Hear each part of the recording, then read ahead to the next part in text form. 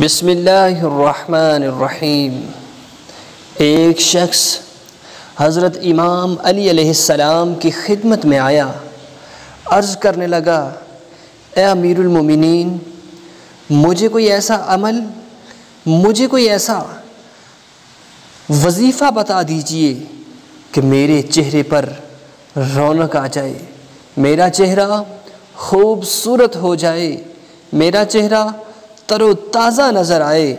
بس یہی کہنا تھا کہ حضرت امام علی علیہ السلام نے فرمایا کہ اے بندہ خدا، میں نے اللہ کے رسول صلی اللہ تعالی علیہ وسلم سے سنا کہ جو شخص رات کو سوتے وقت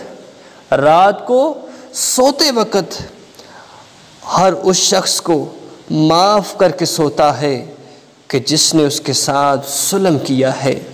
اللہ کے پیارے نبی صلی اللہ تعالی علیہ وسلم نے ارشاد فرمایا کہ ساری رات اللہ کی رحمتیں اس شخص کے اوپر برستی رہتی ہیں۔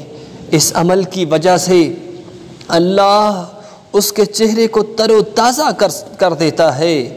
میں نے اللہ کے رسول صلی اللہ تعالی علیہ وسلم سے سنا کہ جو شخص لوگوں کے لیے برا سوچتا ہے، لوگوں کو معاف نہیں کرتا، اللہ کے فرشتے ساری رات اس شخص پر لعنتیں بھیجتے ہیں، اس شخص پر اللہ کی لعنتیں برستی ہیں۔